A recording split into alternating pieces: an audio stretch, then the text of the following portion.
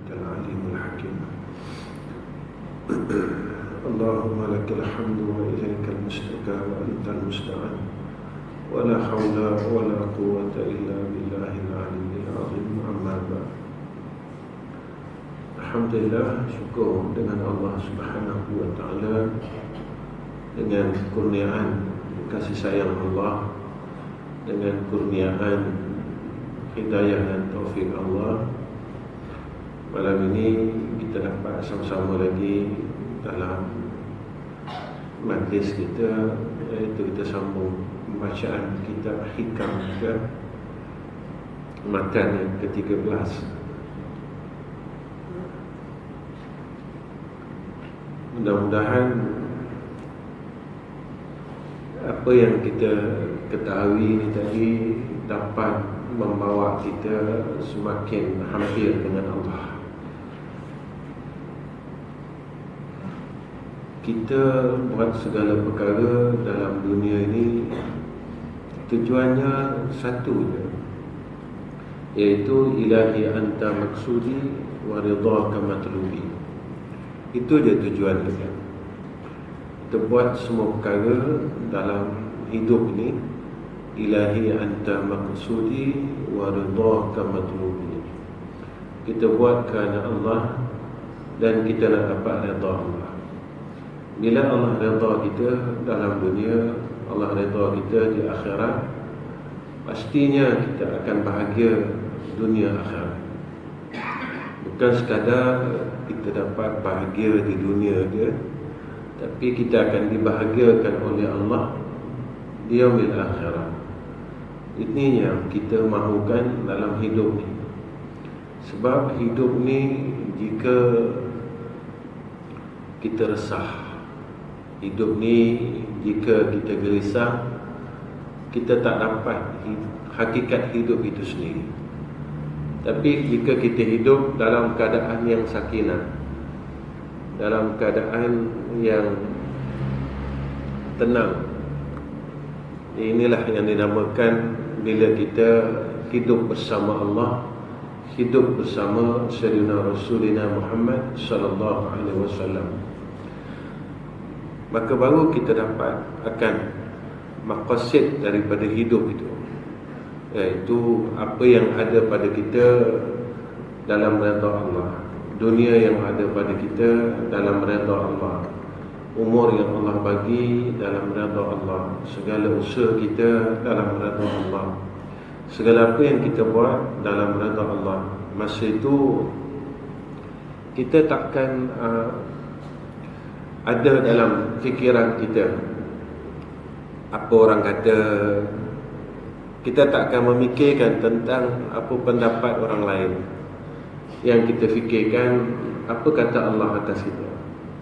Yang ni yang selalu kita jadi khawatirkan, satu perkara yang menjadi ketakutan di dalam diri kita. Kalau aku buat perkara ini, Allah sayang aku tak? Kalau aku buat perkara ini, Allah redha aku tak? Sebab manusia tidak akan kita tak akan boleh memuaskan hati semua orang. Begitulah fitrahnya. Nabi sallallahu alaihi wasallam menyampaikan risalah Allah. Tak semua orang suka Nabi. Kebanyakannya orang akan benci Nabi. Sebab itu kita kena lalui mihnah ini, kena lalui ujian ini. Kita nak buat baik, sebab itu kita rasa susah. Kita nak menuju ke jalan Allah, kita rasa terlalu seksa sangat. Inilah ujian yang perlu kita lalui. Dan orang yang berjaya adalah orang yang dijanjikan syurga oleh Allah.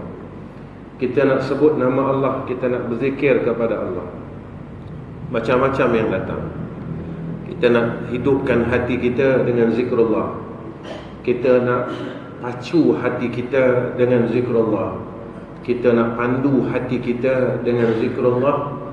Bermacam-macam yang datang di dalam gelombang hati kita ini, sehingga kan kita berhenti setengah jalan, sehingga kan kita tak mampu rasa kemanisan zikir itu, sehingga tak mampu kita nak teruskan jalan itu. Inilah yang dikatakan jalan untuk mendapat redha Allah ini terlalu mahal. Sebab itu Imam Al-Qushairi dia sebut dalam kitabnya Risalatul Qushairiyah, kita ni tak mampu untuk dapat redha Allah, melainkan dia kata jika Allah ni redha kita. Tetapi kita kena berusaha menuju jalan keredaan Allah. Kita kena berusaha untuk dapat keredaan itu. Kita kena berusaha, langsung kita berharap agar Allah redha kepada kita. Inilah hamba. Jadi hamba Allah ini sampai dia tak tahu apa yang dia buat. Dia tak tahu kenapa kau buat ni, aku pun tak tahu. Tapi yang aku nak, yang aku harapkan adalah Allah redha padaku. Bukan atas sebab ini, bukan atas sebab itu, bukan atas sebab yang lain. Yang aku buat ini adalah untuk dapat redha Allah. Inilah perjuangan kita, tuan-tuan. Inilah mujahadah kita. Yang dikatakan mujahid ini Nabi sebut siapa dia? Orang yang sentiasa melawan hawa nafsunya. Man jahada hawahu. Orang yang lawan nafsu dia. Nafsu dia yang sebenarnya kita telah lama biarkan nafsu kita. Kita terlalu lama biarkan nafsu ini. Sebab itu proses untuk mendapat nafsu yang baik ini agak susah. Kerana kita telah biarkan dia bertapak menjadi raja di dalam kalbun kita ini terlalu lama. Macam kereta, macam barang, kalau dia lama dia biar, kita kena gosok dia, kena pakai minyak untuk dapat kilatnya semula. Kalau kereta kita kena polis, lepas polis kita kena wax, baru dapat warna yang asal. Warna inilah yang telah hilang di dalam kalbun kita, dalam roh kita. Warna cakap Melayu, dalam bahasa pengajian disebut nur. Cahaya ini telah hilang. Cahaya ini telah mula kabur. Bukan tidak ada cahaya, tetapi cahaya itu telah diselaput dengan kotoran-kotoran itu. Jadi kita perlu polis dia, kita perlu wax dia, supaya cahaya ini timbul kembali, naik kembali. Saat itu barulah dapat satu pandangan yang cantik, satu pandangan yang selesa. Siapa yang memandang hati kita adalah Allah Subhanahu wa ta'ala. Manusia dia tengok zahir kita, tetapi Allah melihat akan batiniah kita. Sebab itu tuan-tuan, kenapa kita selami akan kitab hikam ini? Supaya kita dapat pergi ke sana. Sekurang-kurangnya kita telah berusaha ke sana. Walaupun kita tak dapat ke sana, lalu kita dalam perjalanan untuk ke sana kita mati, tapi kita berusaha ke sana, kita mengharap ke sana, maka harapan ini satu doa. Dan mudah-mudahan harapan kita itu diterima oleh Allah. Itu sebenarnya. Baik tuan-tuan. Apa kata musannif? Am kaifa yarhalu ilallahi wa huwa mukabbalun bisyahawatihi. Bagaimana ia akan berjalan menuju kepada Allah Ta'ala, padahal ia masih tertambat dengan segala syahwatnya. Bagaimana dia boleh menuju kepada Allah Ta'ala? Dia nak dekat dengan Allah. Bahasa yang mudah kita faham. Bagaimana kita boleh jadi orang baik, jadi hamba yang baik, jadi hamba yang Allah sayang, selagi kita terikat dengan keinginan kita, dengan hawa nafsu kita. Kita tak selesaikan perkara ini.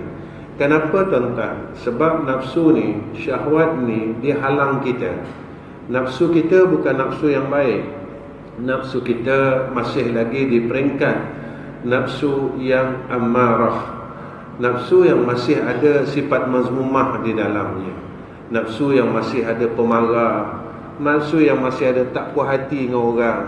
Kita jangan sangka kita dah duduk tempat yang selesa selagi sifat mazmumah dalam diri kita ni tak selesai. Kita jangan kata kita dah berada di mutmainnah, dalam nafsu yang tenang, selagi sifat mazmumah yang 10 ni kita tak boleh selesaikan. Selagi tak boleh selesai sifat mazmumah yang 10 ni, kita tak boleh nak tepuk dada kata aku telah mutmainnah. Yang Allah sebut dalam Al-Quran, ya ayyatuhan nafsul mutmainnah irji'i ila rabbiki radiyatan mardiyah fadkhuli fi ibadi wadkhuli jannati. Kita jangan tepuk dada dulu. Kita lihat mazmumah yang 10 itu selesai tak selesai, beres tak beres. Kalau dah selesai, dah beres, maknanya kita bolehlah senyum dan dalam keadaan yang tenang. Selagi mazmumah ini masih bersarang dalam diri kita, kita masih lagi pemarah, kita masih lagi tidak sabar, kita masih lagi hasad dengki, kita masih lagi cinta kepada dunia, mengharap akan pujian. Bila orang puji, kita suka. Bila orang maki kita, kita dah berasa hati, ya. Pada ketika itu tak selesai lagi nafsu kita, masih berada turun dan naik antara amarah, mulawamah, mulhimah. Dia turun dan naik, pergi dan balik, pergi dan balik, pergi dan balik. Kita tak sampai kepada diri yang tenang, kata Allah dalam Al-Quran. Guru saya pesan begitu. Kadang-kala kita dah mengaji ni, kita rasa kita begitu. Kita rasa kita dah duduk tempat itu. Masa saya duduk dengan guru-guru kami, saya suka bertanya, macam mana kita nak tahu kita berada di mutmainnah itu? Mudah saja dan ringkas saja jawapannya. Bila engkau melihat sifat yang mazmumah dalam diri engkau telah hilang, ketika itu engkau mula tenang. Engkau dengan Allah tenang, engkau dengan dunia ni pun tenang. Engkau tak serabut macam kau mula-mula dulu. Engkau tak gelisah dengan keduniaan, dengan makhluk. Orang yang tenang, dia tidak mempedulikan selain daripada Allah. Orang yang tenang, dia tidak pernah memikirkan apa kata makhluk, tetapi ia memikirkan apa kata Khalik. Orang yang tenang tidak memikirkan apa kebencian makhluk, tetapi yang difikirkan tentang apa yang dibenci oleh Khalik dia, iaitu apa yang dibenci oleh Tuhannya. Kalau aku buat begini, Allah benci aku, Allah tidak suka aku, maka kebencian itu akan menjadikan azab besok di yaumil akhirah. Sebab itu mudah saja bila kita nak kenal diri kita yang masih tertambat dengan syahwat. Sebab itu ada orang kadang-kala bertanya, dunia ni tak salah Ustaz. Betul, kita tidak menyalahkan dunia, tetapi kita menyalah orang yang kita melihat kesalahan itu timbul. Orang yang memegang dunia itu, orang yang mempunyai dunia itu. Dunia ini memang tak salah, disuruh oleh Allah untuk kita berusaha, berikhtiar. Tetapi jangan sampai meninggalkan Allah. Jangan sampai kita melupakan akhirat, tempat hidup kita, rumah hakikat kita. Yang menjadi masalah kepada kita, iaitu kita lupa akan hakikat rumah kita, hakikat hidup kita, hakikat kampung kita, hakikat tujuan arah musafir kita. Sebab kita dilupakan dengan perkara keduniaan ini, dengan nafsu kita yang masih tak selesai.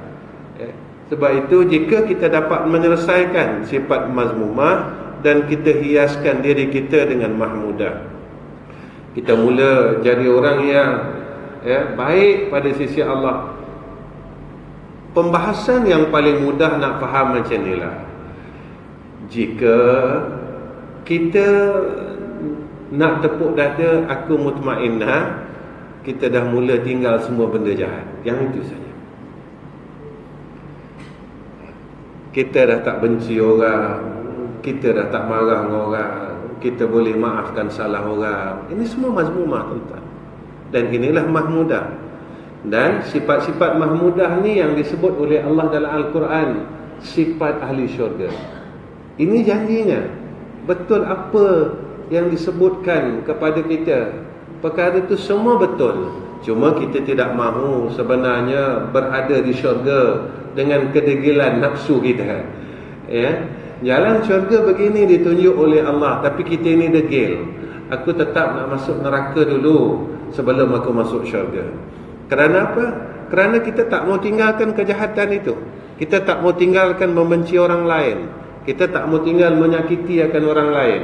Kita tidak mahu memaafkan orang lain. Kita tidak mahu tinggalkan pemarah. Kita tidak mahu tinggalkan hubbud dunia.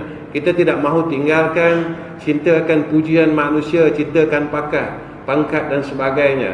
Kita masih meletakkan makhluk itu perkara yang dahulu daripada Allah Subhanahu wa taala.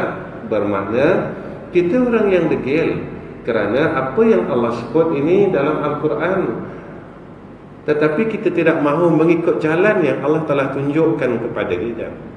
Allah sebut pada Al-Quran ayat yang awal, la raiba fihi, tidak ada keraguan lagi, dan ia menjadi petunjuk kepada orang bertakwa, hudan lil muttaqin, orang yang takut kepada Allah yang ikut jalan ni. Tapi kalau kita masih lagi melihat diri kita, aku ini dan ini, maka ketika itu kita lupa siapa pemilik kita, siapa pentadbir kita, siapa pengurus kita. Dan jangan lupa bahawa Allah yang mengurus segala perkara dalam kehidupan kita. Alhamdulillahi Rabbil Alamin. Ini peringatan daripada Allah setiap hari. Yang menguruskan sekalian alam ini adalah Allah Rabbul Izzah. Segala perkara yang kita lakukan akan dibalas oleh Allah. فَمَنْ يَعْمَلْ مِثْقَالَ ذَرَّةٍ خَيْرًا يَرَهُ وَمَنْ يَعْمَلْ مِثْقَالَ ذَرَّةٍ شَرًّا يَرَهُ. Allah bagi tahu siap-siap perkara yang sedang berlaku sekarang, apa yang berlaku sekarang ini, daripada kezaliman kita, tuan-tuan. Kezaliman kita yang berlaku, perkara yang berlaku di sekeliling kita sekarang ini dari kezaliman kita. Kita tidak mahu kembali kepada Allah. Kita tidak mahu balik kepada Allah. Kita tidak mahu mengakui akan perintah daripada Allah Subhanahu wa ta'ala. Inilah yang perlu kita sedari dalam hidup kita, agar kita jadi orang baik. Sebab itu, tuan-tuan, yang saya nak sebut, hidup ini penuh dengan adab dan akhlak yang baik. Adab kita dengan Allah, iaitu kita jangan kita mengenepikan Allah. Ini adab kita. Kerana apa? Apa yang ada pada kita Allah bagi. Hidup ni Allah bagi, rezeki ni Allah bagi, sihat kita boleh gerakkan tangan kita Allah bagi. Bagaimana kita nak menjaga adab dengan Allah yang terlalu baik kepada kita?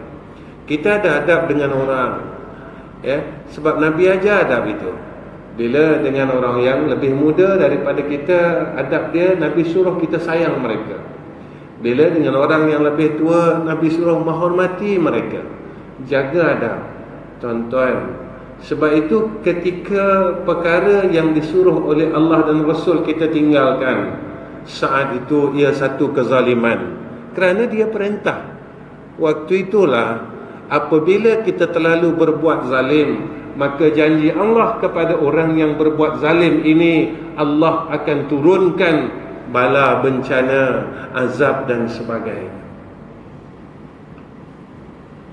Jadi jika kita tidak mahu balik kepada Allah, kita akan lalu perkara itu. Tuan-tuan yang saya kasih sekalian, maka orang yang tertambat itu tiada boleh berjalan. Bila dia telah terikat, dia tak boleh nak menuju kepada Allah. Sebab nafsunya telah ikat dia, nafsunya telah pegang dia. Jadi kadang-kadang kita tanya, kenapa aku tak boleh berubah jadi baik? Sebab kita tak nak selesaikan nafsu kita. Tuan-tuan, jadi baik beza dengan berlakon jadi baik. Lain tuan-tuan. Jadi baik lain, berlakon jadi baik lain. Zaman Rasulullah perkara ini berlakon jadi baik, iaitu Abdullah bin Ubay. Depan Nabi terlalu baik. Rupanya dia memusuhi Nabi. Betul-betul menjadi insan yang baik. Kita melihat Khulafaur Rasyidin, sahabat yang hampir dengan Allah, dan seluruh sahabat-sahabat yang lain. Mereka betul-betul ingin jadi insan yang baik. Mereka ingin betul-betul nak Allahumma salli ala Sayyidina Muhammad. Mereka betul-betul nak duduk bersama insan yang baik. Siapa insan yang paling baik dalam dunia ni? Rasulullah sallallahu alaihi wasallam. Ini dia tuan-tuan. Sebab itu kita bertanya, kenapa aku tak boleh nak jadi orang baik? Kenapa aku tak boleh buang ini, buang itu, buang ini dan sebagainya? Sebab kita tak mau melepaskan ikatan tambatan nafsu kita. Sebab itu kita kena mujahadah, menjadi orang yang mujahidin. Mujahidin Nabi sebut orang yang bersungguh-sungguh melawan hawa nafsunya. Man jahada hawahu, orang yang lawan nafsu dia.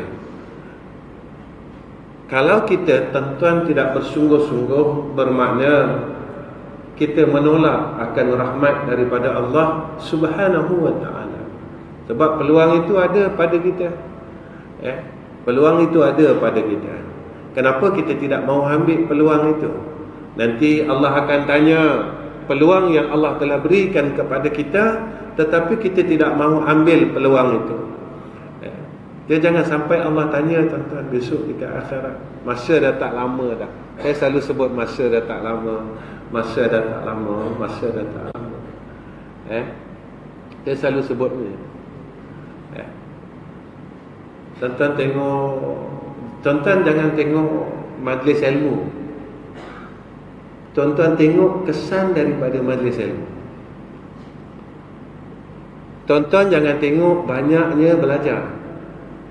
Tuan-tuan tengok kesan daripada belajar. Jangan tengok kesannya, kena tengok kesannya. Jangan tengok bendanya. Kalau tengok bendanya, kita rasa seronok. Kenapa majlis ini terlalu banyak? Tapi kita kena tanya, kenapa orang tak boleh jadi orang baik? Nanti kita kena tanya. Bila kita tengok hadis tentang hadis akhir zaman, besok sampai akhir zaman Allah angkat ilmu. Kalau kita tengok zaman ini, majlis ilmu semakin rancak. Tapi kenapa kita tak jumpa, susah nak jumpa orang baik? Yang ini kita kena tanya. Kita kena tanya. Allah angkat ilmu itu dengan dimatikan para ulama. Rupanya bila kita lihat perkara ini secara detail, barakah ilmu itu diangkat. Pada zahir ilmu itu tidak diangkat, tetapi pada kemuliaan ilmu itu diangkat. Barakahnya ilmu itu diangkat. Yang Nabi sebut besok Al-Quran berada di kerongkong-kerongkong, tentang hadis akhir zaman. Yang Nabi sebut dalam hadis yang lain, ilmu itu hanya pada lisan, tidak ada pada qalbunnya. Sebab itu kita kena balik kepada keberkatan ilmu dan kemuliaan ilmu. Sebab itu Imam Ghazali sebut ilmu yang berkat ini ada beberapa perkara yang disebut oleh Imam Ghazali rahimahullahu ta'ala. Antaranya iaitu semakin dia berilmu, semakin takut dia dengan Allah. Kita periksa takut kita. Saya periksa takut saya, dan tuan-tuan periksa takut tuan-tuan. Ketika kita jatuh buat salah, di mana takut kita? Ketika kita buat kesalahan dan kelalaian kepada Allah, mana takut kita? Yang ni saya kena tengok, dan tuan-tuan semua kena tengok.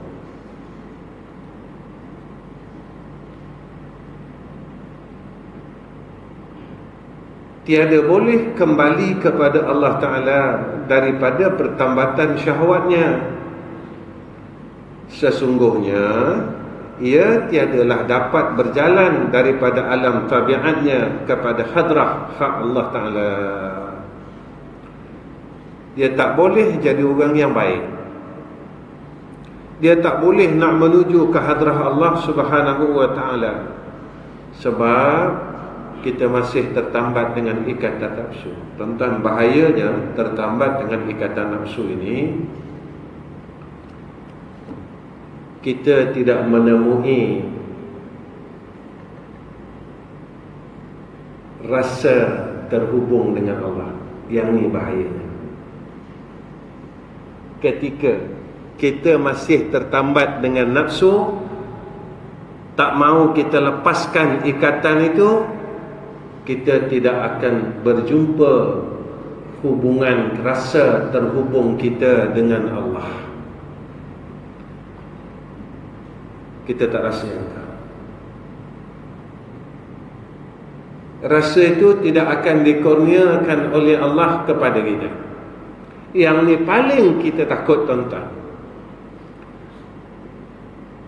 Sebab apa? Sebab nafsu telah membesar di dalam roh kita. Rasa selain daripada terhubungnya kita dengan Allah, rasa-rasa ini telah penuh dalam hati kita. Rasa apa? Rasa cinta dunia, rasa cinta orang. Itu kita sibuk pasal orang, kita tak sibuk pasal Allah. Kita sibuk pasal dunia dan kita tak sibuk pasal Allah. Kita tak sibuk tentang pasal Allah. Dalam hidup kita, kita sibuk pasal dunia kita. Kita sibuk pasal orang lagi. Orang begini, orang begini, orang begini. Orang kata saya, orang zalim saya, orang ini saya. Tuan-tuan, bila kita memandang kepada Allah, kita buat zalim lama dah dengan Allah, kita tak pernah fikir pun. Kita mengundang kemarahan Allah dah lama dalam hidup kita, kita tak pernah fikir pun. Kita lama dah lupakan Allah, kita tak pernah fikir pun. Kita lama dah tinggalkan Allah, kita tak pernah fikir pun. Tuan-tuan, masa sakit, kita tak fikir duit kita, kita tak fikir nama kita, kita tak fikir pangkat kita. Yang kita fikir apa? Kalau boleh sihat, alhamdulillah. Doktor hanya boleh memberikan kita ubat. Dia bagi kita ubat itu, ubat ini. Tapi doktor tak boleh menyembuhkan sakit kita. Saat kita sakit itulah baru kita sedar kita ada Allah. Saat kita sakit itulah baru datang rasa nak tinggalkan semua benda jahat. Saat rasa sakit itulah baru kita nampak aku nak zalim orang. Kalau aku hidup lagi lepas ni, aku nak minta maaf. Saat kita sakit nak menuju kepada sakaratul maut, itulah saat itu baru kita kata, kalau aku ada masa lagi, nanti aku nak pergi masjid. Saat kita sakit masa itu, saat kita hampir dengan kematian, saat itulah baru kita kata, aku nak buat baik pada semua orang. Aku nak buat baik, aku nak buat baik, dan aku nak buat baik. Tuan-tuan, kita khianat Allah berapa kali dalam hidup ini. Ketika Allah sihatkan kita semula, kita lupa apa yang pernah kita janji kepada Allah.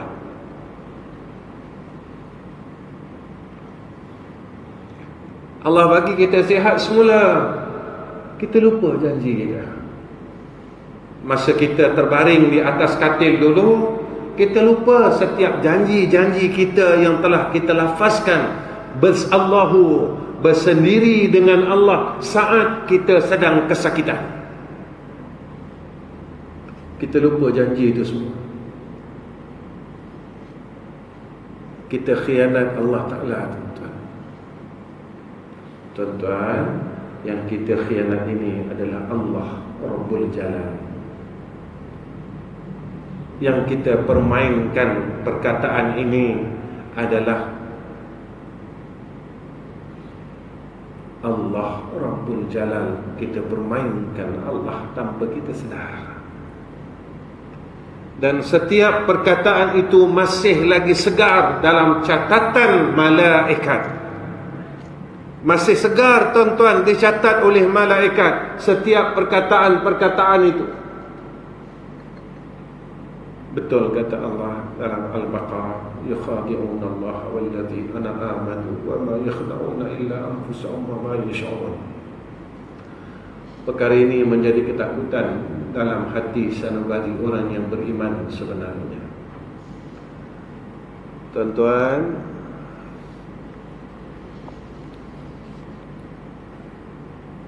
maka kerana demikian itulah bagi orang yang ingin berjalan kepada Al-Haq, iaitu Allah Ta'ala, mesti meninggalkan segala syahwatnya, mesti meninggalkan syahwat, keinginan-keinginan selain daripada Allah, walaupun yang harus sekalipun. Tuan-tuan, kita tinggalkan keinginan selain daripada Allah yang dapat melupakan kita kepada Allah. Yang ni dah baik dah sangat, yang ni dah cukup berjaya dah sebenarnya untuk tempat kita. Kita tinggalkan keinginan yang selain daripada Allah, yang mana keinginan itu dapat melupakan kita ke hadrah Allah. Itu dah baik dah pada kita. Ya. Jika keinginan itu melupakan aku kepada Allah, ketika itu kita tinggalkan dulu.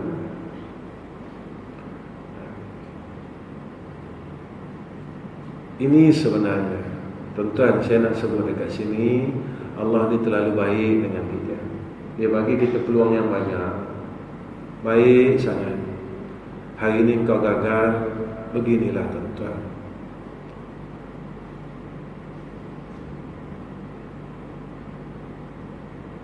Allah ni terlalu baik. Saat kita gagal, Allah tidak ketepikan kita. Wahai hamba-Ku, aku masih menunggu untuk engkau datang kembali kepada aku, untuk kau balik semula kepada aku. Allah tetap menunggu, Allah tetap menanti kedatangan hamba-Nya untuk kembali kepada Allah Subhanahu wa ta'ala. Allah ini terlalu baik. Allah ini terlalu baik, tidak ada perbandingan dan penyerupaannya dengan baiknya Allah. Tetapi kita terlalu degil. Kita terlalu degil dan angkuh untuk kita balik kepada Allah, untuk kita kembali kepada Allah. Malam ini saya ingin nasihat diri saya, buangkan keangkuhan itu, buangkan kesombongan itu, kerana kita sedang sombong dan angkuh kepada Allah yang memberikan kita ruang dan peluang rahmat-Nya, yang membukakan pintu syurga untuk kita. Maka sambutlah akan kurniaan itu, masuklah ke dalam pintu-pintu syurga yang telah dibuka oleh Allah Subhanahu wa ta'ala. Jangan begitu angkuh kita kepada Allah Rabbul Azza. Tuan-tuan yang saya kasih sekalian, apa kata musannif? Kerana yang demikianlah setengah orang tasawuf berkata, sengat tebuan atas badan yang luka itu terlebih mudah daripada sengat syahwat atas hati orang yang tawajuh. Kalau kita kena sengat tebuan pada badan, dia bengkak tuan-tuan 2-3 hari, sakit sekejap. Tetapi ketika kita sedang bertawajuh kepada Allah, menuju kepada Allah, maka sengat syahwat ini dia gigit kita, tatkala itu mengakibatkan kemudaratan yang besar. Kenapa tuan-tuan? sedang kita berjalan menuju ke hadrah Allah, maka nafsu ini mengajak kita berpaling daripada jalan. Dia ajak kita paling jalan tu. Dan perkara yang paling ditakuti oleh ahli-ahli sufi saat dia rasa dia baik,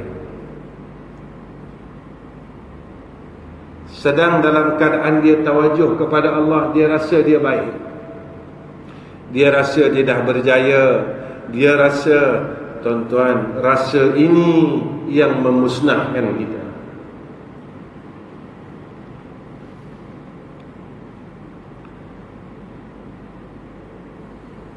Iblis ni sebab dia rasa dia ahli syurga, yang dia terlupa dia lawan Allah, dan akibatnya dia dikeluar daripada syurga menjadi ahli neraka yang tetap.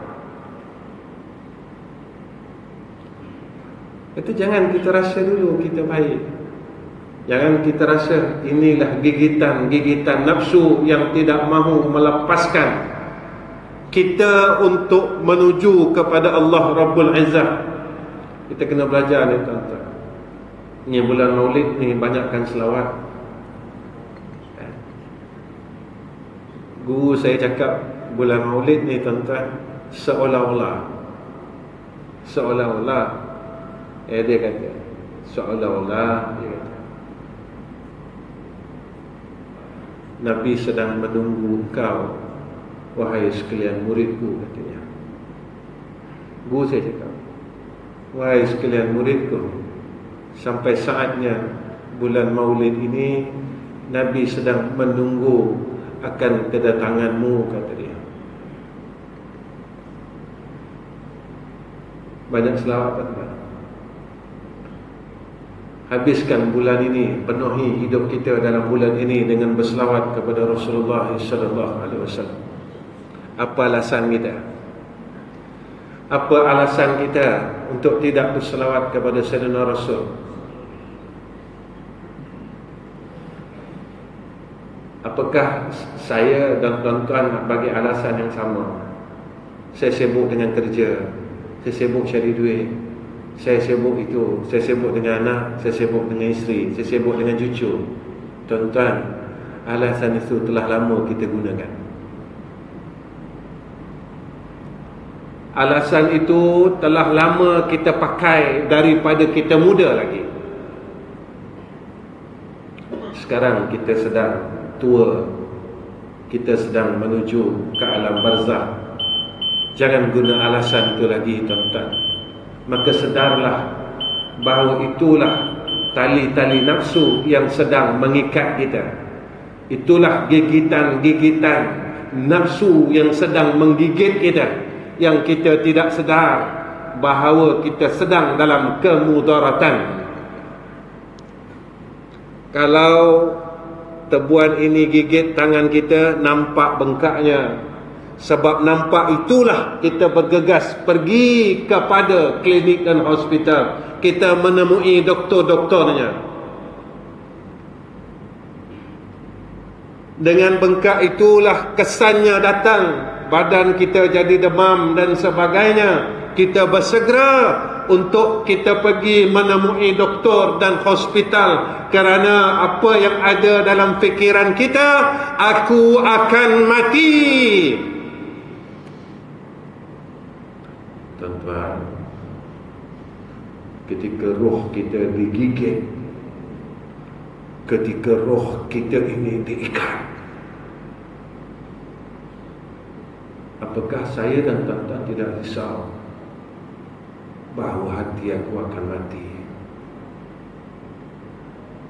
Hati aku dah mula tak kenal Allah. Hati aku mula dah tak kenal akhirat. Hati aku telah mula tidak mengenal kebaikan. Hati aku mula tidak mengenal mana kebenaran dan yang mana kebatilan. Hati aku telah mula tidak mengenal mana kasih sayang dan mana kebencian. Hati aku telah mula tidak mengenal mana keredaan dan mana kemurkaan Allah. Saat hati kita mula mati, kita tak pernah takut. Kesannya banyak dalam hidup kita. Kita mula jauh dengan Allah, kita mula lari daripada Allah, kita bertangguh untuk berbuat baik. Nantilah tuan-tuan, sampai bila dan waktu bila kita akan tunggu untuk jadi orang yang lebih baik pada sisi Allah.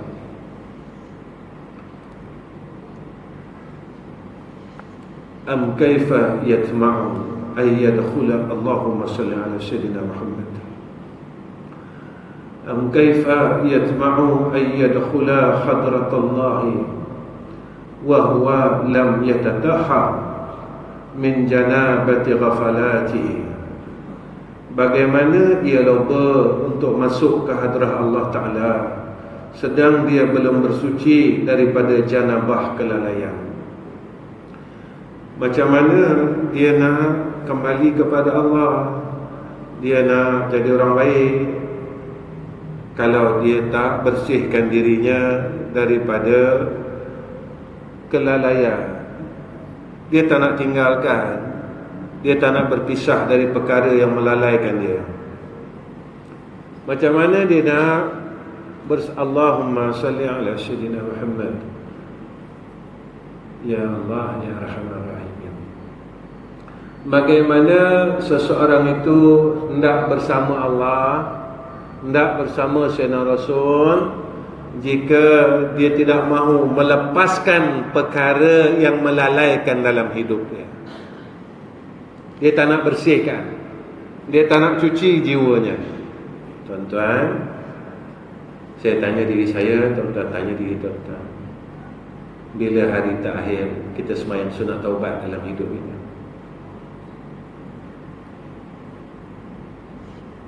Bila hari terakhir kita bangun 2/3 malam, kita angkat tangan dengan Allah, Allahu Akbar.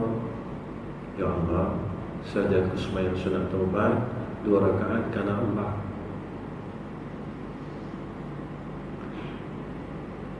Bila hari terakhir kita mengaku depan Allah tentang kesalahan dan kesilapan kita?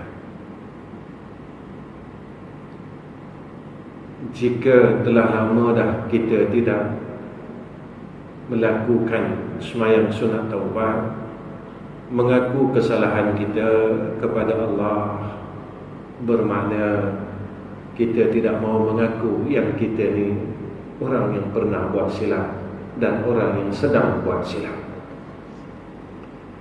Saat kita tidak mahu mengaku dan mengakui diri kita orang yang pernah pernah berbuat silap dan sedang berbuat silap, rupanya kita telah memakai akan sifat iblis.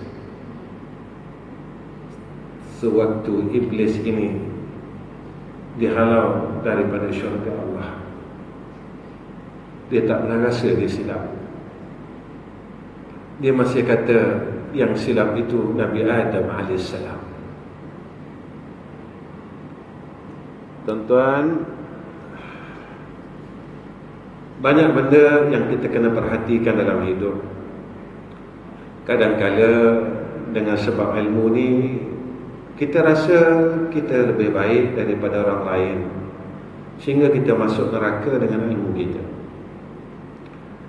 Baitul ulama, dia beri kepada kita satu perkara sebagai garis panduan. Orang berilmu ini, tuan-tuan, bila dia mula-mula mengaji, dia rasa dia pandai. Bila dia dah lama mengaji, dia rasa dia salah. Rupanya ini salah, yang ini salah, yang ini salah, yang ini salah, yang ini salah. Dia mula rasa rendah diri dengan Allah. Di fasa kedua, makin lama dia mengaji, dia akan melalui fasa kedua. Dalam ahlul ilmi, dia akan dikurniakan tawaddu', golongan mutawaddi'in. Dia akan nampak yang ini salah, yang ini salah, yang ini salah, yang ini salah. Aku salah ni, aku silap ni. Ketika dia melalui ini jalan ilmu ini seterusnya, fasa yang terakhir, dia akan rasa dia tak tahu.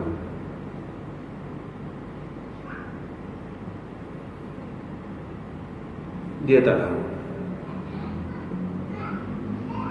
Ketika itu hilang kesombongan, kemegahan ilmunya, sebab dia bodoh. Dia rasa dia tak tahu, dia rasa dia bodoh. Dan inilah yang disebutkan oleh Allah dalam Al-Quran, tempatnya orang alim pada sisi Allah. Innama yakhshallaha min ibadil ulama. Dalam ayat yang lain Allah sebut, Allah angkat tempatnya para orang beriman, para nabi, orang beriman dan ahlul ilmi akan derajat yang tinggi. Tuan-tuan, ini perjalanan ahlul ilmi. Perjalanannya bukan sekadar ilmu, bukan sekadar tahu. Kita kena balik kepada fitrah. Sebagai seorang hamba Allah, sebagai seorang insan, sejak itu sebaik-baik kejadian adalah kejadian manusia ini. Sebaik-baik kejadian kita, tuan-tuan, dengan akhlaknya, dengan rupa yang baik, dengan segala keistimewaannya dalam semua perkara. Tuan-tuan, jadilah orang yang istimewa pada Allah. Jangan kita jadi orang istimewa pada makhluk Allah. Jadilah orang yang istimewa pada sisi Sayyidina Rasulina Muhammad sallallahu alaihi wasallam. Jangan kita jadi orang istimewa pada makhluk yang ada di dalam dunia ini yang tidak memberi faedah pada kita walaupun satu perkara sekalipun. Tuan-tuan yang saya kasih sekalian, dimaksudkan dengan masuk ke hadrah Allah ialah dalam setiap waktu hamba itu melihat dirinya dalam kudrah Allah Ta'ala dan Allah Ta'ala menilik kepadanya. Ini yang dikatakan orang yang masuk kepada hadrah Allah, dia sentiasa tak lalai, dia sentiasa nampak, dia sentiasa tengok, dia sentiasa sedar. Aku tak boleh lari dari takdir Allah, dan Allah sentiasa tengok. Apa keistimewaannya bila kita berada dan kita rasa begitu? Satu, tuan-tuan, kita sentiasa berharap dengan rahmat Allah. Datangnya doa. Datangnya doa, tuan-tuan. Bila kita tahu, kita pegang, kita yakin, aku tak boleh lari dari kudrah Allah, aku tak boleh lari daripada penglihatan Allah. Allah tengok aku ni. Masa tu datang doa, ya Allah, boleh tak kau bagi aku takdir yang baik-baik? Ya Allah, boleh tak aku berlindung dengan Engkau daripada takdir yang tak baik? Ya Allah, aku berlindung dengan Engkau ya Allah daripada takdir yang tidak baik, kerana yang memegang segala takdir adalah Engkau. Boleh tak ya Allah? Tapi kita silap. Bila takdir itu telah berlaku, baru datang doa.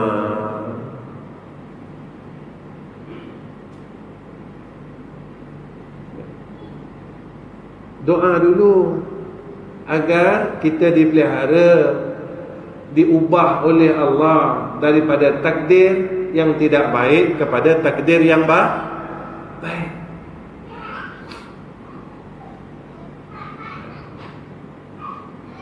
Kan takdir ni ada takdir yang tak boleh ubah, ada takdir yang boleh berubah. Maka sahabat bertanya, macam mana takdir ni boleh berubah? Nabi jawab dengan dua jalan. Satu, dengan doa. Doa dulu. Dua, dengan buat amal soleh, buat baik. Terus buat baik.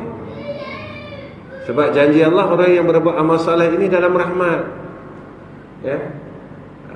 Datang doa dulu, tuan-tuan. Ya Allah, ya Allah, ya Allah, ya Allah, ini hamba, ini orang yang sentiasa mengekalkan pandangannya kepada Allah. Sentiasa dia lihat. Ya. Kita dapat datang masjid malam ni tuan-tuan, kita rasa terima kasih dengan Allah. Ya Allah, terima kasih sebab Engkau dah takdirkan aku dengan takdir yang baik. Terima kasih ya Allah. Dulu aku tak macam ni, sekarang aku dah dapat berbuat kebaikan, walaupun tak banyak, tapi aku dah mula buat baik. Ya Allah, jadikan permulaan aku ini, inilah pengakhiranku besok dalam kebaikan juga. Yang ni yang dikatakan sentiasa tidak lepas pandang. Harapan kita jadi doa, jadi harapan yang besar dalam hidup kita. Tuan-tuan, kita tak tahu sekarang kita baik, kita tak tahu ujung kita macam mana. Kita tak tahu orang yang jahat ujung dia macam mana. Itu selalu orang kata apa dia, jangan tengok sekarang, tengok pengakhiran. Orang kata gitu kan. Tapi kalau tak ada rasa nak ubah, maka Allah ini mengikut akan sangka hamba-Nya. Jaga.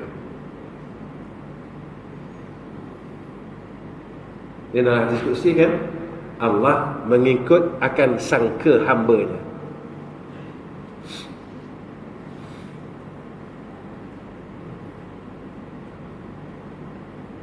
Jika kita dah minta akhir yang baik, kita akan dapat akhir yang baik. Datang doa dulu. Datang doa dulu tuan-tuan. Jangan lepas berdoa, kerana doa ini adalah sifat hamba. Baik tuan-tuan, dimaksudkan dengan janabah itu apa maksudnya? Maksudnya kita berhenti dulu. Boleh? Dah sejam. Saya tak kisahkan orang muda tuan-tuan, saya kisahkan orang tua. Saya kisahkan orang lama-lama. Orang lama-lama ni tak boleh lama-lama, nanti nak terkencing lah. Dia rasa kalau badan tak sedap, dia dah tak sedap lah. Kita nak terima tu dah tak sedap, dia ganggu. Dia ganggu kita. Jadi sebab itu saya berhenti dulu. Saya berhenti dulu, insya-Allah. Ada ketentuan Allah, kita jumpa lagi. Apa yang saya nak cakap pada akhir kuliah saya, maka kita sama-sama berusaha jadi insan yang baik pada sisi Allah. Dan kita berharap kepada Allah, Allah ubah kita daripada kejahatan kepada kebaikan.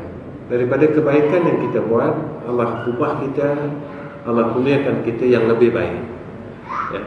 Kalau sampai sekarang kita tak mampu berjaya untuk hilangkan, bersihkan mazmumah, kita minta dengan Allah, ya Allah, boleh tak? Aku semayang, tapi aku tak boleh lagi buang marah. Aku semayang, aku tak boleh buang lagi cinta dunia. Aku semayang, aku puasa, tapi aku tak boleh lagi hilang, hendakkan orang puji aku. Bila orang katakan aku ambil hal. Padahal tak ada apa-apa pun tuan-tuan. Cuba tuan-tuan fikir, kalau orang kata ke kita, tak hilang pun telinga kita. Katalah benda pun, tak jadi apa tuan-tuan. Tak jadi apa pun. Orang nak kata kita, katalah. Ketika kita tuan-tuan, ini seronoknya kalau kita boleh duduk tempat tu. Ketika orang kata kat kita, orang maki kita, orang buatlah apa pun kat kita, kita duduk tempat sabar, maka rahmat Allah itu mula datang kepada kita. Setiap perkataan yang keji itu dilontarkan kepada kita. Setiap perkataan itulah menjadi rahmat atas orang yang sabar. Susah ustaz, memanglah orang sabar dalam syurga. Memanglah susah, sebab syurga ni susah. Kalau semua orang senang tuan-tuan, Allahu Rabbi. Sebab itu orang yang dia sentiasa melihat akan takdir dan telekkan Allah, dia tak pandanglah benda ni. Dia tak tengok dah semua benda-benda ni, dia tak kisah dah. Sebab apa? Sebab yang pertama dalam hidupnya adalah pandangan Allah. Itu saya selalu bercakap perkara ni dalam kuliah-kuliah saya.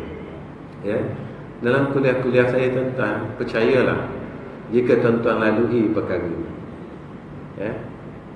jika tuan-tuan lalui dengan sabar, maka tidak ada siapa yang boleh memberi mudarat, hanya Allah. Tidak ada siapa yang boleh memberi manfaat, hanya Allah.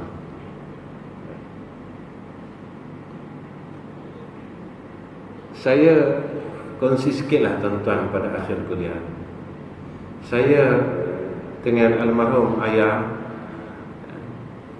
berkecimpung dengan madrasah ini 40 tahun lebih. Macam-macam yang saya lalui, macam-macam saya dan abah ni lalu. Antaranya yang kami lalu, tuan-tuan, madrasah yang kami bina dah belasan tahun. Tiba-tiba datang satu kelompok, tuan-tuan, datang ke madrasah, duduk dengan kami. Kemudian mereka suruh kami keluar.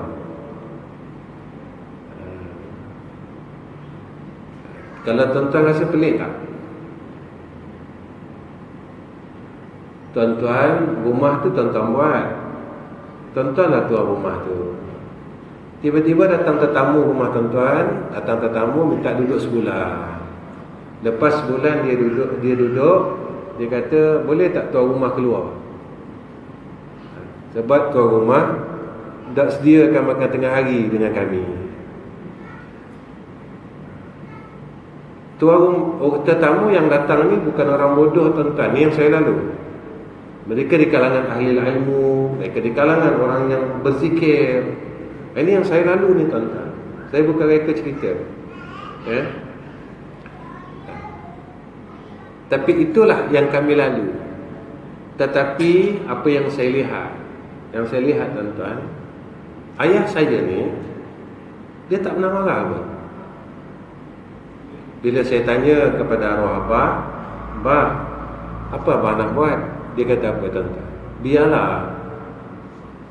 Biarlah Allah yang tentukan semua benda. Kalau betul tempat ini, madrasah ini bukan milik kita, ia akan terjadi, katanya. Tapi kalau tempat ini, tuan-tuan, memang ada di dalam ketentuan Allah, kita pemiliknya pada takdir Allah, tak akan jadi apa-apa. Tuan-tuan, betul, tuan-tuan. Seorang meninggal, tuan-tuan.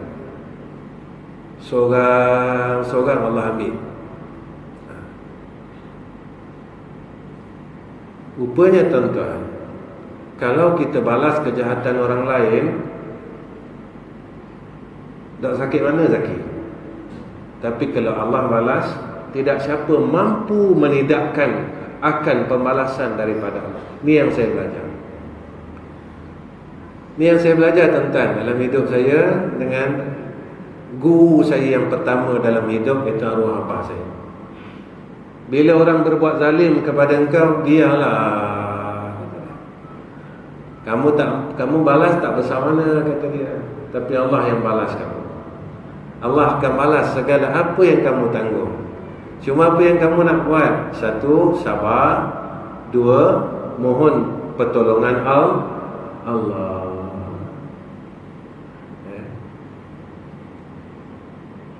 Nampak tak? Mudah aja. Jadi hamba Allah ni mudah, tuan-tuan. Terlalu mudah. Kalau saya nak cerita, tuan-tuan, banyak cerita. Nanti sampai 9:30 nanti. Nanti kuliah kita jadi kuliah cerita. Jadi susah tak boleh. Saya nak bagikan kaitan dengan apa yang kita belajar matan ni. Tak kala kita tak boleh nak buang makhluk, kita terikat. Ketika itulah sebenarnya kita orang jahat. Orang maki kita, kita maki dia balik. Jadi sama tak laki? Sama tak? Kita ni orang mengaji, tuan-tuan. kita orang mengaji, kita orang belajar ilmu, ketika orang maki kita, mu ni bodoh ha? Kalau aku bodoh, mu serupa tu kau kata. Jadi sama tak? Kita orang yang mengaji ni, orang yang duduk dalam majlis ilmu ni, orang yang pergi masjid, sama tak tuan-tuan? Sama lah. Maka kalau nak lain tuan-tuan, jadilah orang yang sabar, jadilah orang yang tidak mengherankan kalam seluruh makhluk, tetapi ia mengherankan kalam Khalik, iaitu Allah. Kita jadi orang yang luar biasa. Sebab syurga ni luar biasa. Dapat Allahumma salli ala sayyidina Muhammad, dapat melihat wajah Nabi adalah luar biasa. Dapat lepas titian sirat adalah luar biasa. Dapat minum telaga haud ini luar biasa. Kalau nak jadi orang yang luar biasa, bersifatlah dengan sifat yang luar biasa. Sebab ini perintah Allah. Apabila orang jahil kata kamu begini, kita kata apa? Qalu salama. Selamatlah. Mudah-mudahan Allah berikan hidayah dan taufik, dan Allah berikan keselamatan pada kamu semua. Kata, apa yang kita dapat? Syurga Allah. Susah ustaz jadi orang baik, betul. Kerana bersusah-susah di dalam dunia, berpenat-penat di dalam dunia, akhirat tempat kita berehat. Wa akhirul kalam, assalamualaikum warahmatullahi wabarakatuh. Bismillahirrahmanirrahim. Alhamdulillahirabbil alamin. Allahumma shalli ala sayyidina Muhammad wa ala ali sayyidina Muhammad. Ya Allah, ya Rahman, ya Rahim, ya Hayyu ya Qayyum, ya Zal Jalali wal Ikram. Ya Allah, tetapkan pandangan hati kami, tawajuh kami kepada Engkau ya Arhamar Rahimin. Jangan Engkau kalihkan pandangan kami selain daripada Engkau ya Allah. Ya Allah, tolong kami untuk jadi orang baik. Ya Allah, tolonglah ubah diri kami daripada kejahatan kepada kebaikan, dan jadikan kami istiqamah di dalam berbuat baik, sehingga saat nafas kami Engkau berhentikan ya Allah, iaitu saat sakratul maut.